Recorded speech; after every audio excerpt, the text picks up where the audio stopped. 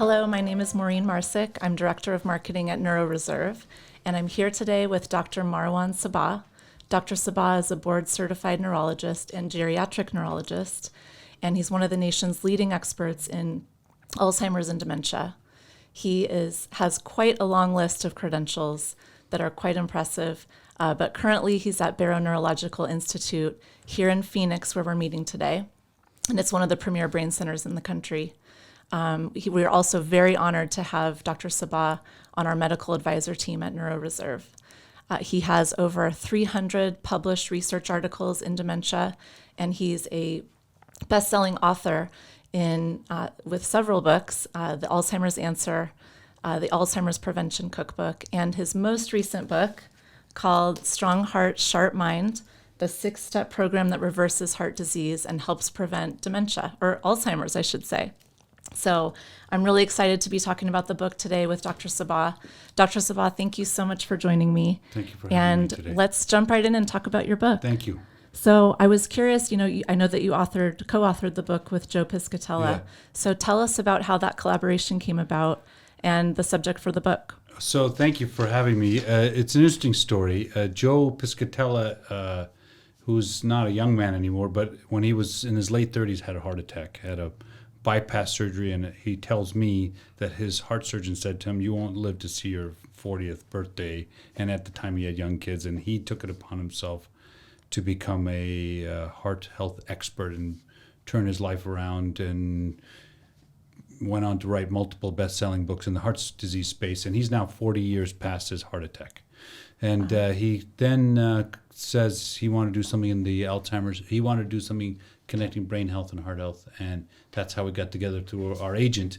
And so to the lay audience, it may not sound like an obvious connection, but when he came to me, I said, absolutely, I knew exactly what we needed to get done in that space, and it turned out to be a good book. That's great.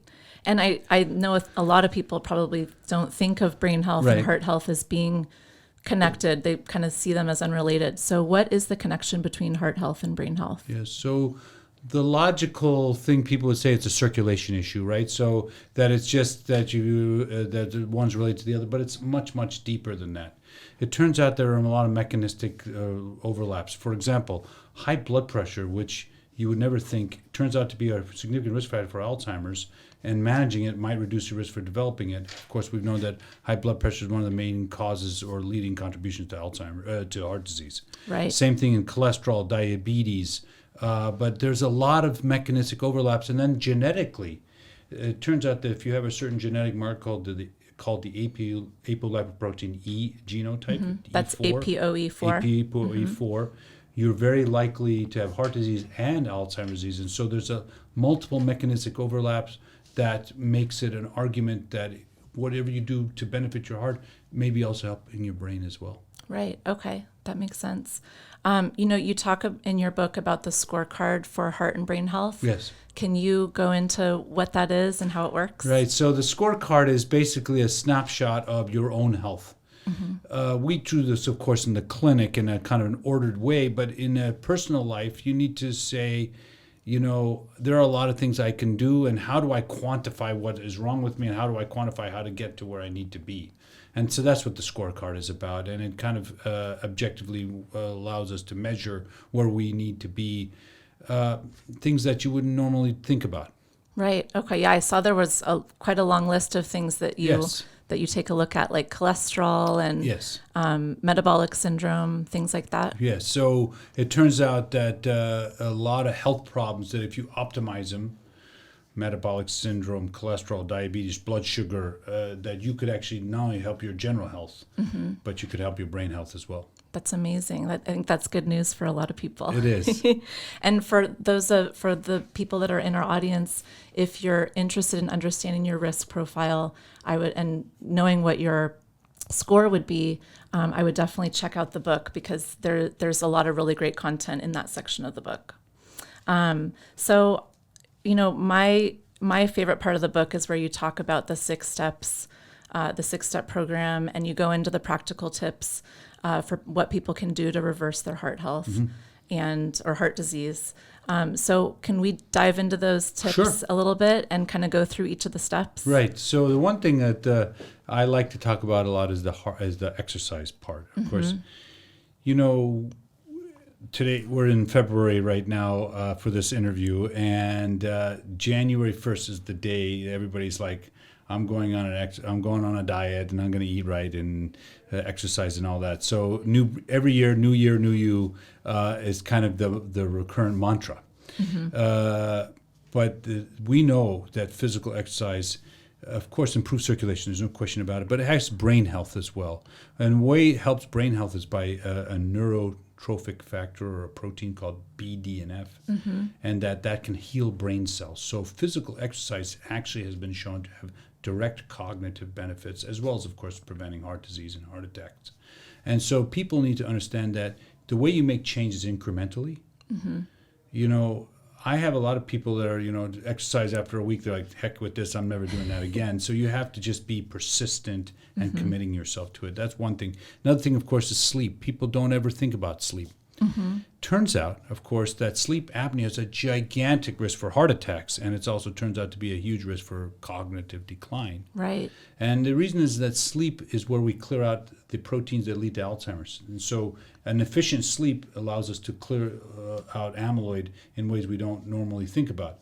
I think in your book you talked about sleep is when your brain takes out the trash. Correct. Something That's like exactly right. That's exactly right. So it makes a lot of sense to try to reduce the amyloid by improving quality of sleep. So these are things you wouldn't normally think about, right? Exercise and sleep as things that will help your brain and your heart at the same time. And so the 6-step approach is to say that whatever you're doing to commit yourself to heart health, you get an added benefit of helping your brain. Right. That makes sense. And with fitness, you talk about the acronym FITT. Can you explain what that is? So the FITT is all about the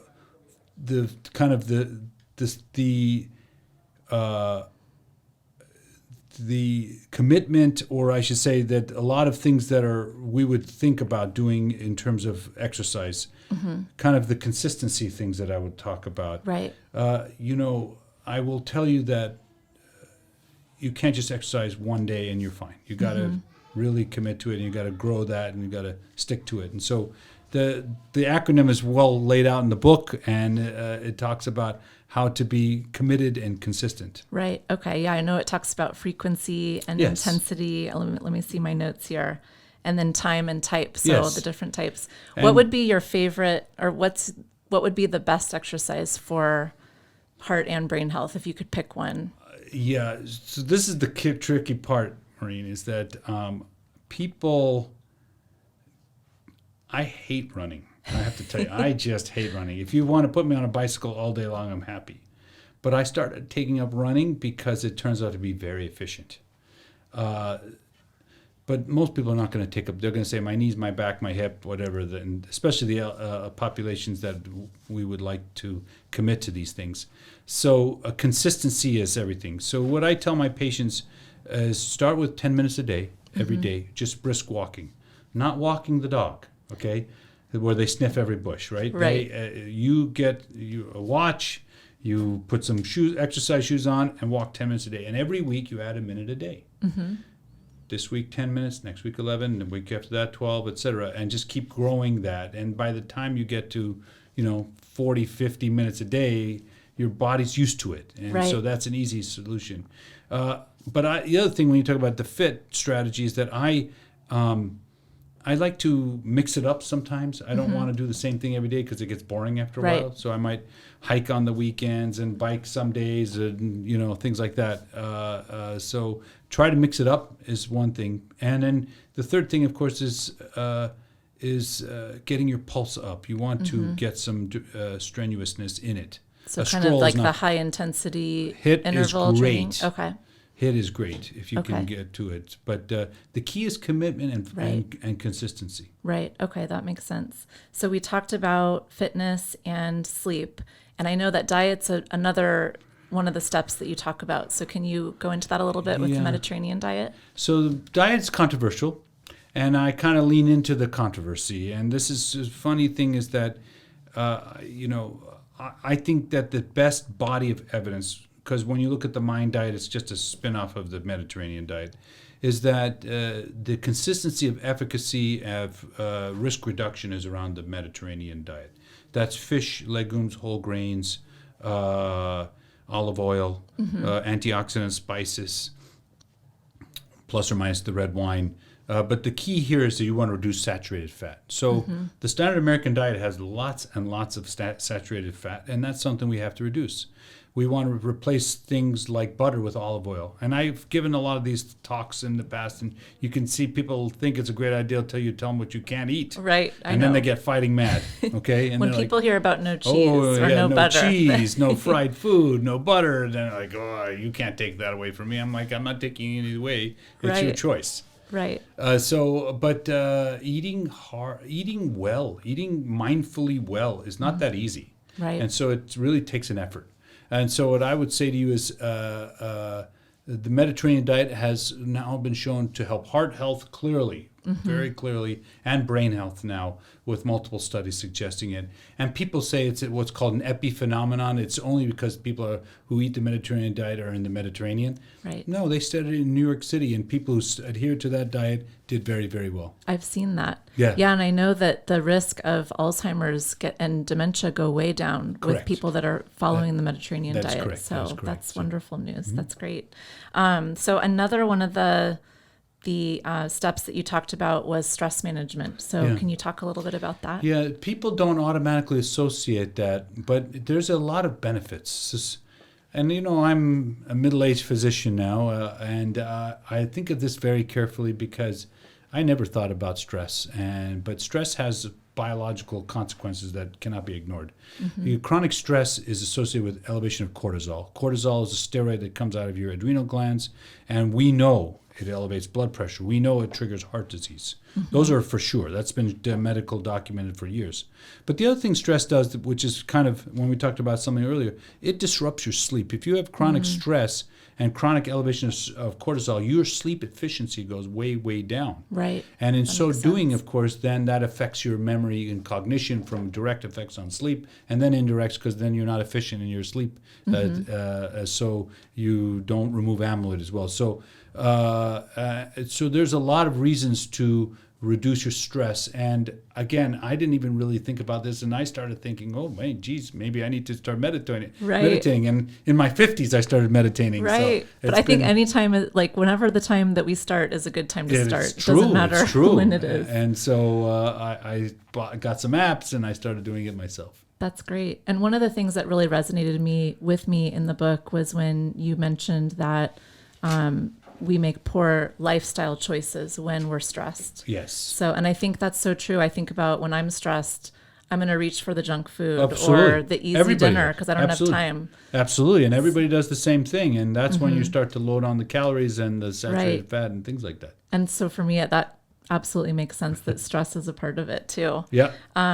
So another one of the steps you talk about is CogStim to jumpstart your brain. Yeah. So can we talk a little bit about cognitive training or just mental fitness? So cognitive stimulation is basically brain exercises, Sudoku, crossword puzzles, learning a new language, things like that. I will tell you that the National Academy of Sciences, Medicine, and Engineering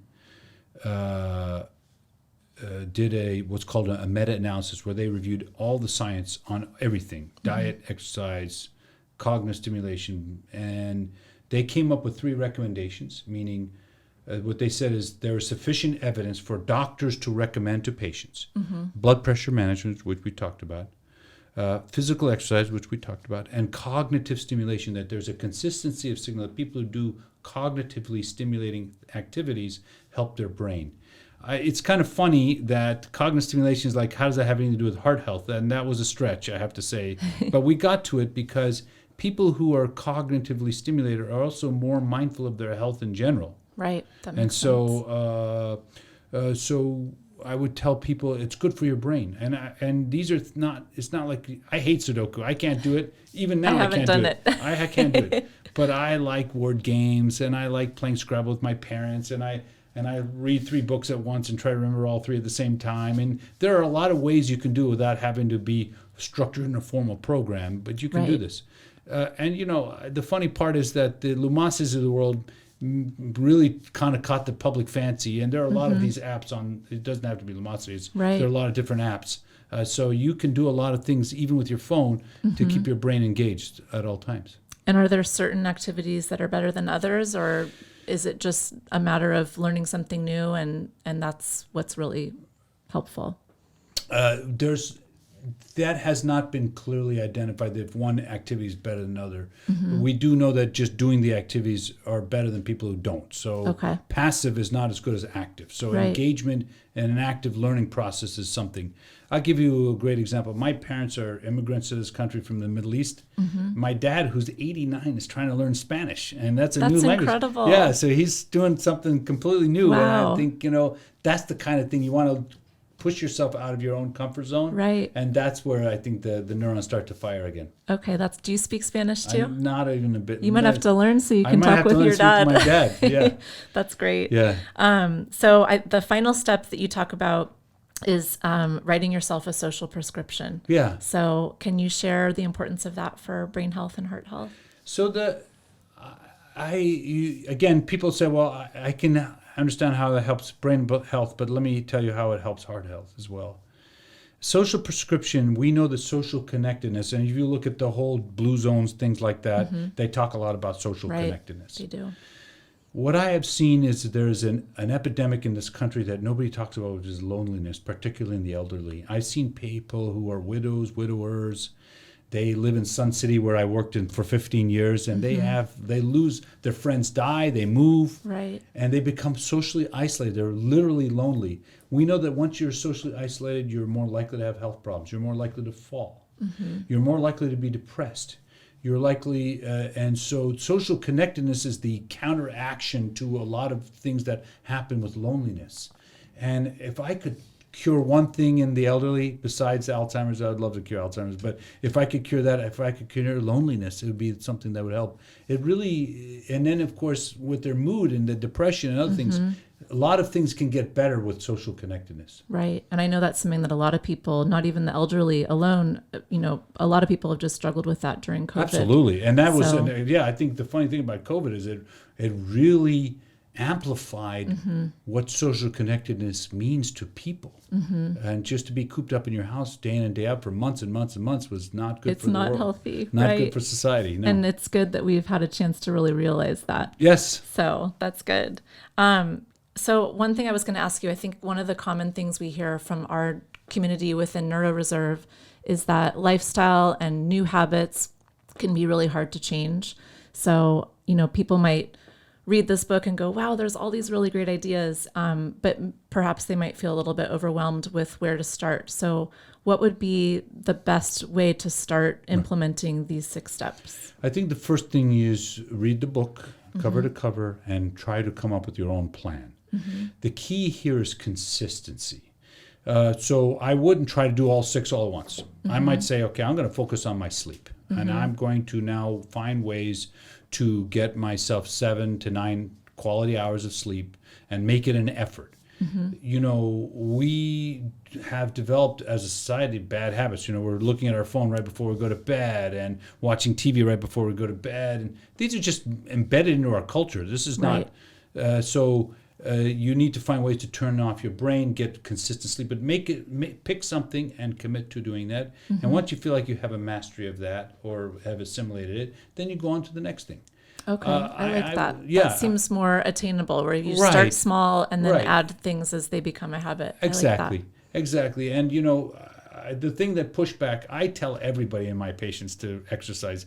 I think a handful have actually, personalized it, internalized it, and started doing it. We are doing clinical trials of exercise. Wow. But it shouldn't have to be that. People should just automatically do that and think about their health, but they don't. So you have to, the first step in anything you decide to do is commit to doing it. And then you build a plan to get to where you need to go. I think that's really great advice. And I think that's a really great way for us to end the conversation. Sure. And I think that all of our audience can walk away with some really great tips here. And for anybody that's listening, I really encourage you to check out Dr. Sabbagh's book, Strong Heart, Sharp Mind, the 6-step program that reverses heart disease and helps prevent Alzheimer's. You can find it at Costco and Barnes & Noble, Amazon, any book retailer. So check out his book, and thanks for joining.